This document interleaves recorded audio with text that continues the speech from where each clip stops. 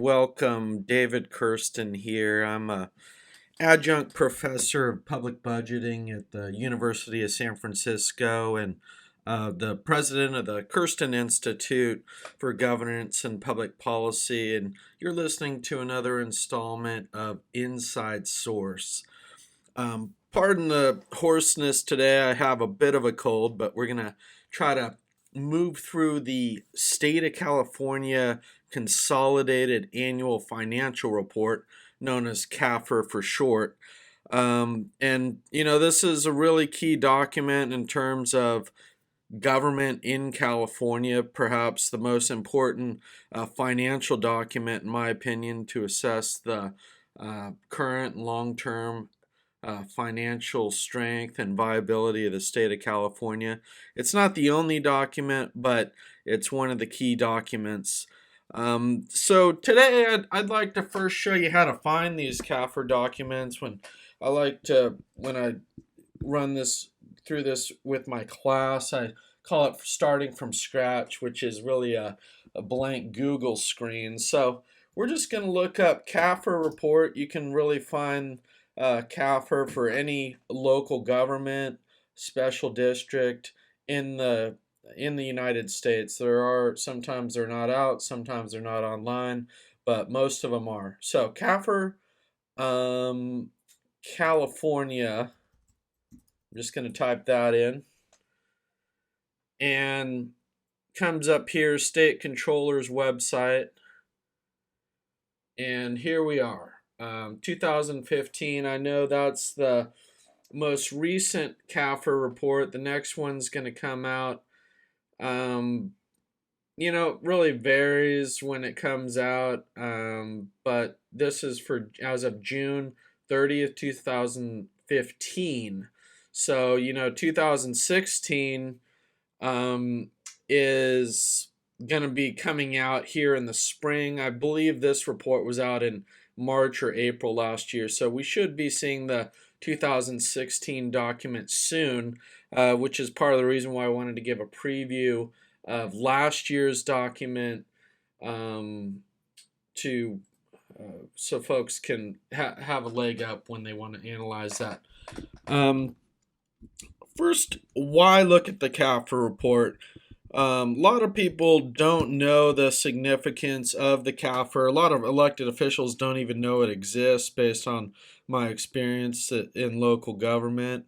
But it's very, very interesting and comprehensive document. It is prepared by independent auditors, whereas the agency's local budget documents or the agency's budget documents are prepared by the agency. So there's room for more bias in the actual annual documents. The annual documents also usually focus on just a smaller segment of time, usually the past year, the forthcoming year, or it may be a 2-year document. So the key things we're going to pull out of this document, there's a lot in here. I'd like to take a quick look at net value, which is the net worth of the agency. What's their financial standing in terms of total assets and liabilities? Are they in the black? Or are they in the red? Like to look at some key debt categories, and then I'd like to finish up with some 10-year revenue and expenditure, a quick review of how those track. So then we'll look at a couple of additional key documents that you might want to look at to fill out the picture for California, and then we'll do a quick thumbnail summary, some concluding remarks. So hopefully we can keep this under 15-20 minutes or so. Okay, so these are long documents. This is 316 pages. That's normal for a CAFR. You see the intro section prepared by the controller. I don't read hardly any of the text anymore. I just find that a lot of it's boilerplate. A lot of that is kind of putting the best foot forward versus what the numbers actually say. So nothing against Betty Yee. She's a great controller and very independent and honest, but I like to go just straight to the numbers, which is basically the unfiltered facts, in my opinion. Um, so here we have the first key document, and if you're looking at preparing a financial analysis, I have my class print out really the top 5 pages of this 300-page document, and this is the first key page I would print out. Let's zoom in a little bit so you can see this. This really is a snapshot as of 2015, June 30th, what the financial standing of the state of California was overall. This does not include local government, special districts, school districts. We're only talking about the state of California. And, one footnote I would like to put there that a lot of people, for example, say the state of California doesn't have that much debt, which, that's debatable. There's definitely a lot more debt at the local level. But the state of California is actually on the hook, is really the controlling entity of all the local governments. Those are technically creatures of the state of California. Okay, so without further ado, you have total liabilities here. Well, total assets, look out first, 197.7, and this is in millions, so you add 6 zeros onto that, which makes that $197 billion in total assets, and this includes infrastructure, office buildings. If you just totally liquidated the state of California, you would end up with $197 billion according to this estimate. So total assets and deferred resources, $203.9 billion. Total liabilities, $246.2 billion. So you see they're actually in a total net position of negative $42.4 billion. So you may have heard about a surplus in the past couple years. The surplus or deficit, you really got to pay attention. That's usually an annual figure, which means in one year, what's the difference between revenues and expenditures. But really, you got to look at that figure over time and also what the actuals are, not just what the proposed are. So probably getting a little bit too much into the weeds here. One other last thing to point out here is how this has changed in the previous year, and ideally you want to look at that over the last 10 years, which we'll get to. So in 2014, the state was actually in the black in terms of total net value by $7.3 billion, which is a lot of money, but not a lot compared to what their liabilities are. And ideally, you would like to see that number bigger than that because, that was quickly erased by bringing some of this pension debt onto the books of $175 billion in pension debt that was previously off the books. These are unfunded pension liabilities. Only state liabilities were brought onto the books, which is responsible for really lowering that net value. So, the total net worth of the state of California minus $41 billion in 2000 as of 2015 as of June 30th of 2015. Okay, so let's jump ahead. There's some more detailed figures here, budget pies on revenues, expenditures, a lot of great stuff here. If you're looking at this more closely, here's how much is in land. Most of their assets looks like buildings, 28 billion, state highway infrastructure, the whole highway system's worth $70.6 billion. Some other assets there. So that's just another footnote. Long-term debt obligations, they're this is a key debt category I find in general as a rule of thumb. Bonded debt, revenue bonds comprise about 1/3 of agencies' total debt. The rest of the debt is about 2/3, generally speaking, is public employee compensation debt, i.e., pension and retiree health care, which we'll get to in a second. But if you're just talking about the bonded debt, you see long-term debt obligations, general obligation bonds, 77.5 billion, revenue bonds, 17.7 billion. Then, they do have some net pension obligation in this category, but I would really just not look at that here because there's more detail later. And total bonded debt here, $95 billion as of 2015. So that's something to keep in mind. I'm gonna actually write that down. 95 billion bonded debt. I'm gonna write down the just to back up and uh, make our analysis consistent. A net value of minus 40.9 billion net value. I just want to be able to review this at the end so you have some take home figures, which I feel are the best summary figures to look at as far as the agency's net position. So here's some more detailed charts on those same sets of figures. This is another interesting chart here. This is for the 2015. What were the total expenses and revenues? I don't want to. There's some better charts later, so I'm not going to look at that one here. Here's a good one. General fund, 116.7 billion general fund. Expenditures, 107 billion. So you have a excess of 9.6 billion. So they did have a surplus, but then they still did.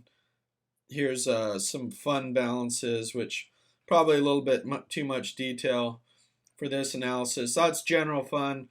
Total funds, 249 billion in revenue. So I think these are some key indicators of the size of the budget pie. 116.7 billion general fund revenues 2015, and 250 essentially billion, 250 billion total revenues 2015.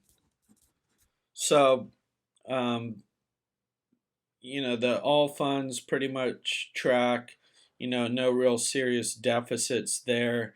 Most of the deficits are actually in the debt categories, which aren't all, accounted for on the annual accounting. Okay, so that gives you an idea about the total pie. 250 billion total revenues. State of California as a whole in total private economic activity is about $2.5 trillion. So 250 billion is roughly 10% of the total economic activity in the state. Again, 2/3 of the state money is generally spent at the local level.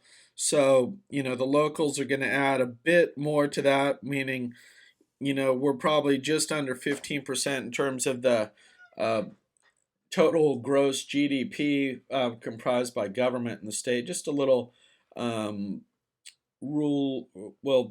benchmark, so to speak, about the size of government in relation to the private sector in California. Okay, so let's jump ahead here. I'm getting bogged down on a lot of the details here. Well, not a lot, but too many for this conversation. Again, if you have any follow-up questions, feel free to email me. I've made a career out of looking at these documents over the years, so I'm happy to help out. And my students at the university really find this document to be pretty interesting too, and I think helpful in their career moving forward too with budget analysis. So, okay, we're gonna keep going through. We already looked at the bonded debt. Here's more information, page 112. I'll put this PDF. I'll put a copy of this PDF document below the podcast. I'm not going to go into itemizing the bond debt, but you can see what all that bond debt is, what the interest rates are, when it's owed, what the principal is, when it'll be retired. I just wanted to take a quick look at the other key debt categories that are really 2/3 of the debt, and that's pension debt and retiree health care debt. There is a bit of other debt, workers' compensation, a few other categories that are notable, but too much for this analysis. Here's some more kind of boilerplate language on, where this retirement trust fund is invested. Okay, so there's several different plans. I'm going to jump ahead to the total, some of the total figures. You see here one interesting note here that'll make more sense once you dive in further is 1% of the total liability is 58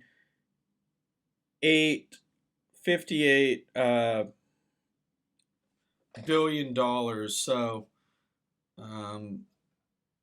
that's if you're off by 1%. Well, we'll come back to that. I'm not gonna I don't want to dive into that figure right now. I'm just gonna confuse everyone. I'd like to just look at the total debt here. I think the easier way to find this debt is on pensiontracker.org. It's a Stanford University database. Okay, here's another. We're getting bogged down because there's several plans. The big one is the state of California Calpers plan in terms of California.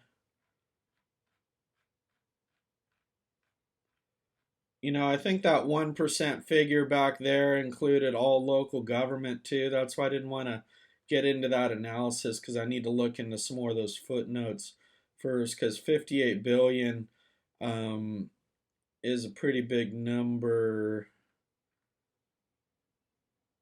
State's proportion of net pension liability, CalSTRS, 34 billion.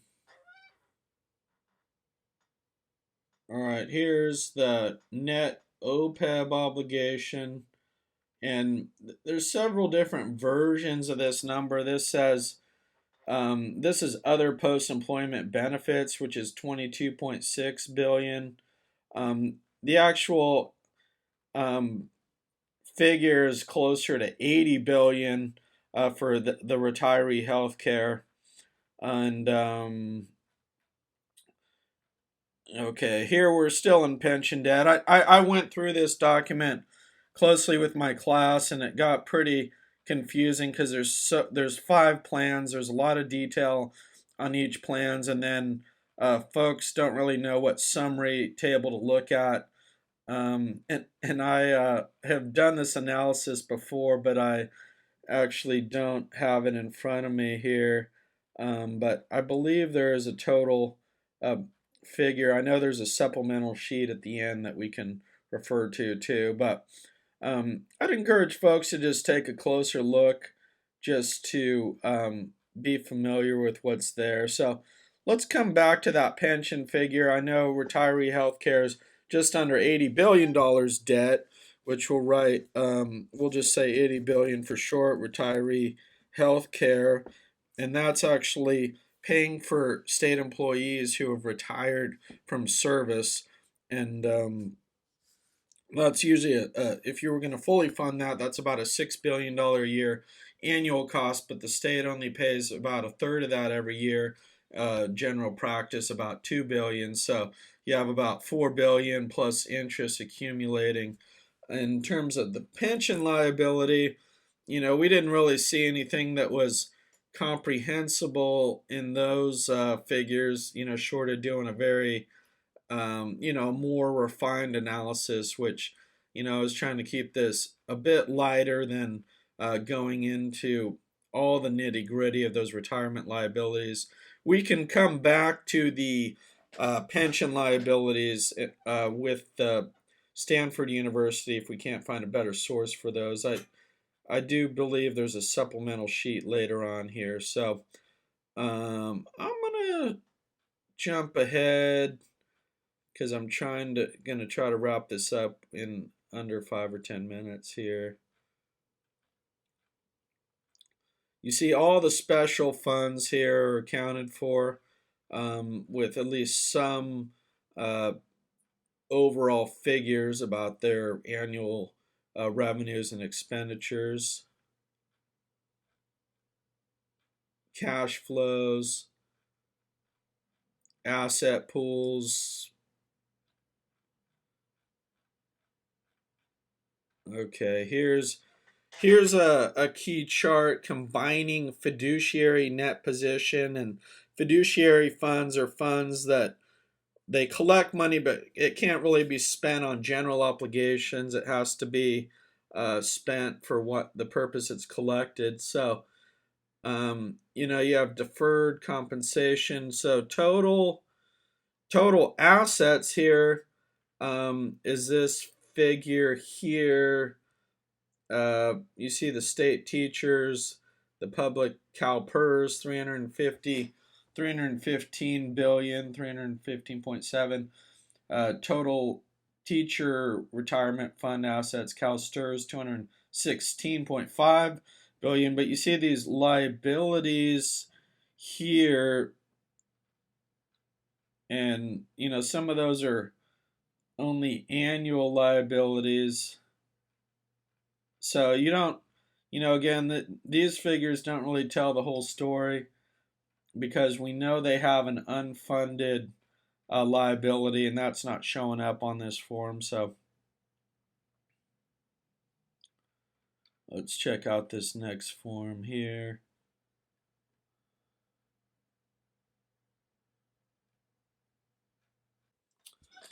Okay, David Kirsten back here. Sorry, I had to take a brief break to regroup because I actually passed the key chart in the CAFR report, which I'd done this analysis more closely several months ago, or almost a year ago now when this report first came out. But it takes a little bit more careful consideration than just trying to run through it. So when I checked my notes, I actually had prepared this key analysis of California debt obligations, and I can try to zoom in here a little bit. I found total pension debt, $22 billion, unfunded liability for the state teachers, CalPERS, 24 billion, and this is for 14-15 for this report. Then you have some other debts here. You have the total pension debt at 64.7 billion, and that assumes the 7.5% return as of this report. They have actually lowered that to 7%, so that debt is significantly higher. You have retiree healthcare debt, which is also in that report too. I'll try to make another pass at $74 billion. I was trying to peg that at 80 billion. That wasn't correct. A little bit overshoot, but let's put 65 billion pension debt, 174 billion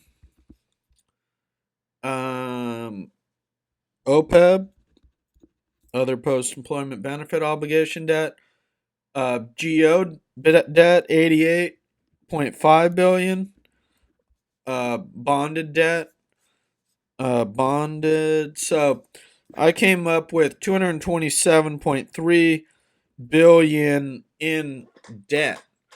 So, that there's a few other categories. These are the major categories.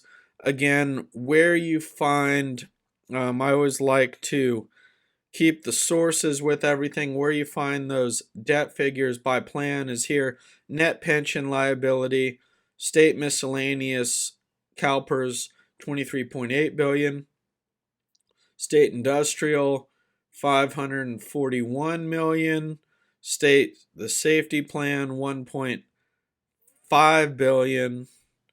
The only thing we're missing here is the teachers, which is in here somewhere. Okay, so I don't know. I don't want to track down that OPEB figure again, just because there's about 10 pages there, and I have to look through each page pretty closely, and I don't want to bog down this podcast. But let's just quickly recap here what we found. Total general fund revenues 117 billion. Total state revenues, all including special funds, 250 billion. Total debt, bonded debt 88.5 billion. Retiree healthcare debt 74 billion, pension debt 65 billion. So these are the official figures. $227.3 billion in debt, whereas you have 116 in general fund revenues. So even if all general fund revenues went to debt, that would take at least 2 years to retire it. But a lot of that's locked in. You're not going to just spend zero on education. The big kind of looming debt is this pension debt at the local level, which the Stanford market rate estimates peg that debt at $1.4 trillion on that pension tracker. And go ahead and refer to my video. I'll link to the it's on my homepage about how to arrive at that 1.4 trillion. If you add the OPEB debt for all localities, Stanford did that. That's another 300 billion. So you're really looking at 1.7 trillion dollars in public employee compensation debt that is really the state's responsibility. So 2/3 of that state money is spent at the local level. You hear a lot of times that, oh, the state retirement debt is not that much. We're only paying $6 billion a year for it. Well, listen, 2/3 of the state dollars are transferred down to local agencies to be spent, and they're getting a lot of those budgets are getting eaten alive by pension debt and benefit debt, which comprises over 80% of cost increases down there. That's only going to get worse. So that's my nutshell analysis of some of the key debt and a quick look at the CAFR report. If you do want some more information on the state budget, the other two key sites are the Department of Finance. Just go www.dof.ca.gov, click on budget, California budget here, and you see the January budget summary is another key document which came out in January, and this is the governor's review or proposed budget that's actually currently being considered by the legislature. The other, when the May revise comes out, that's going to be here too. See May revise when the budget's actually passed in June or by June, probably May, maybe. That'll be here as well. The LAO, Mac Taylor's the independent legislative analyst, a great budget analyst in his own right, but his staff is also equally skilled and independent at budget analysis. And they do a series of publications on the state budget. Just go to www.lao.ca.gov and then go to January. The most recent document here is January 13th, overview of the governor's budget in PDF. And Mac Taylor does a press conference on this usually and goes over the assumptions in the budget. So I'll leave it there for now. Thanks for listening. Hope to join you with another video cast soon.